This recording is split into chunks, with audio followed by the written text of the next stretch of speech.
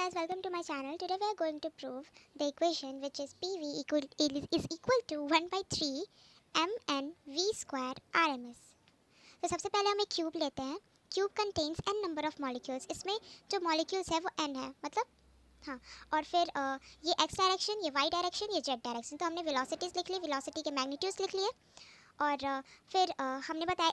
अब जैसे कि आप ये समझेंगे कि यहाँ एक मॉलिक्यूल है और यहाँ पे एक मॉलिक्यूल है, तो जब ये कोलाइड करेंगे तो इनकी कुछ ना कुछ वेलोसिटी से कोलाइड करेंगे. तो यहाँ से जाएंगे, मान लीजिए इसका Vx होगा, तो इधर से लौट के आएंगे तो इनका डायरेक्शन चेंज हुआ तो माइनस का साइन होगा. तो फिर हम निकालेंगे मोमेंटम. तो initial momentum mass into velocity mvx, final momentum minus में हो जाएगा माइनस mvx.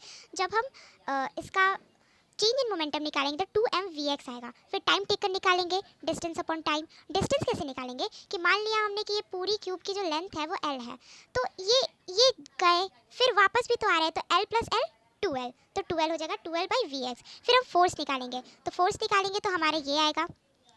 फोर्स निकाले तो हमारे आएगा. अब यहाँ पे समझने वाली बात एक ये है कि हमने जो वी वाई और वी जेड है इन सबको वी एक्स के टर्म में लिखा है, मतलब v x is equal to v y is equal to v z होता है. तो क्या हम ये लिख सकते हैं?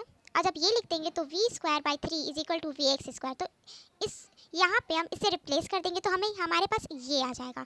ये आएगा तो फिर हम force due to n molecules निकालेंगे. अब एन मॉलिक्यूल्स निकालेंगे तो ऐसे होगा. अब वी एक्स को हम v1 plus v2 plus v3 ऐसे के फॉर्म में लिख सकते हैं, और हम मल्टीप्लाई और डिवाइड दोनों n से कर देंगे. n से मल्टीप्लाई भी और n से डिवाइड भी. n से मल्टीप्लाई और डिवाइड करने के बाद फिर आपको पता होगा कि ये जो आता है वो v square r m s आता है. आपने पहले भी पढ़ा होगा v square r m s आता है. तो इसके जगह पे हम लोग v square r m s लिख दिए और ये इक्वेशन हमारी आ गई. फिर उसके बाद प्रेशर निकालेंगे. तो प्रेशर का क्या फॉर्मूला होता है? Force upon area. अब एरिया है तो एरिया इसका कितना होगा? L square. अब L इंटू एल स्क्वायर. और वॉल्यूम कैसे हो? वॉल्यूम क्या होता है? L cube. तो वॉल्यूम, अब इसको यहाँ डिवाइड में है तो इक्वल टू के उधर जाएगा तो ये मल्टीप्लाई में हो जाएगा. तो हमारा ये फाइनली इक्वेशन आ गया. Thank you for watching.